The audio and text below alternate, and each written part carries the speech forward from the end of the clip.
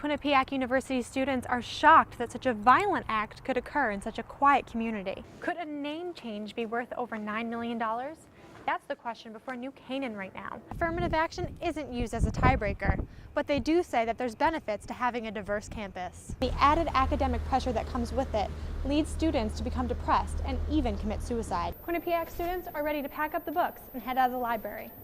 They've all got one thing on their minds, and it doesn't seem like New Canaan will agree to the deal. In fact, First Selectman Robert Malozzi says he's never got an offer.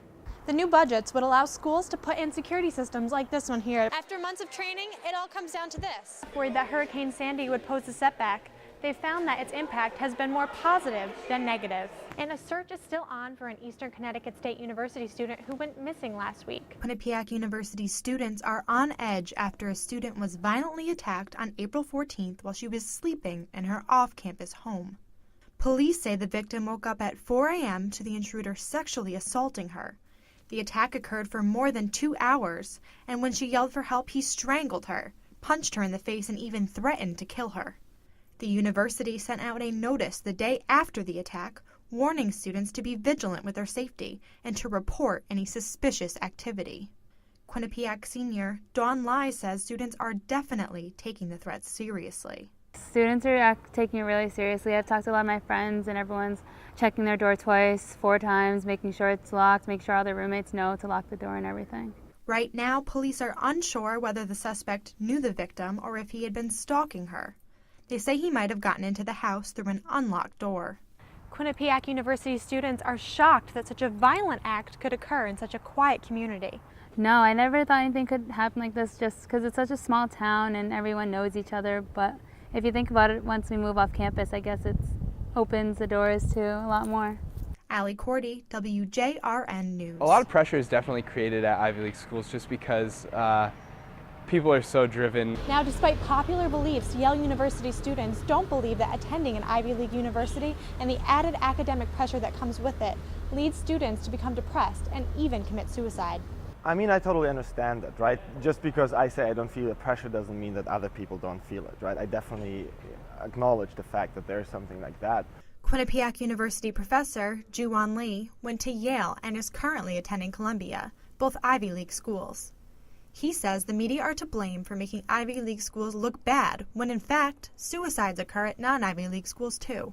I think in general, the media tends to focus on the Cornells and the MIT and Harvard and wherever, because these names have a sort of cachet about them, and they're more recognizable as brands too. This popular recognition of schools like Cornell and Yale as more prestigious and more successful, however, could be just what's leading Ivy League students to feel more pressure. It's unfortunate. We had a student here who committed suicide last year. Actually, that was 1 year from yesterday.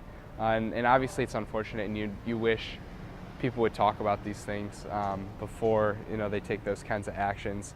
But it's not the kind of thing where I come back and blame it on the culture here. Academics argue that suicide is more prominent during the college age, regardless if the individual is attending an Ivy League school or not. Suicide rates are even high among college-age people who choose not to attend college at all. The CDC says that for all young adults ages 15 to 24, 12 out of every 100,000 commit suicide every year. And there are approximately 100 to 200 attempts for every suicide that is completed. Lee says you can't blame academics alone. People commit suicides for all different kinds of reasons, usually more than one. I think various environmental stressors, including academic rigor, could lead to certain kinds of behaviors, but I think it's a sort of caricature to say that because these students study hard, they must be inclined to kill themselves. Greipner is a hardworking Yale student with some sound advice. I can only encourage people to seek help if they really need it. Allie Cordy, Q30 News. Walking around Central Connecticut State University, it's impossible to miss the diversity and range of ethnicity. Its diverse campus is something that its students find value in. Because if you look at it, you can learn more things from a person, learn about their culture, their background, all their family and all that. Central Connecticut, like nearly every state college and university in the country, uses an affirmative action program to help generate some of this diversity and to help give students from low-income families a chance. Central Connecticut State University's Office of Diversity and Equity ensures students that affirmative action isn't used as a tiebreaker, but they do say that there's benefits to having a diverse campus. It helps to provide the kind of diversity that makes our campuses stronger, more interesting, better prepares our students for the diverse workplaces they will enter once they leave. But some would argue that community building shortchanges white students, even when they have the exact same grades as their minority peers. More deserving students, I feel, because their grades are higher and because that they are harder working, don't receive the credit they deserve. Many court cases have been brought to the Supreme Court concerning affirmative action. The most recent one in Texas involves a woman who feels slighted because she claims to have had higher grades, but was denied entry to make room for a minority student instead. I'm deeply sympathetic to that. At the same time, I would say there are larger issues that while I believe it's a she, feels that she was excluded because she was white, there are all kinds of things that take place in an admissions office. The Supreme Court has ruled in previous cases that race is something that can be taken into consideration, but that it can't be given any more weight than any other deciding factor.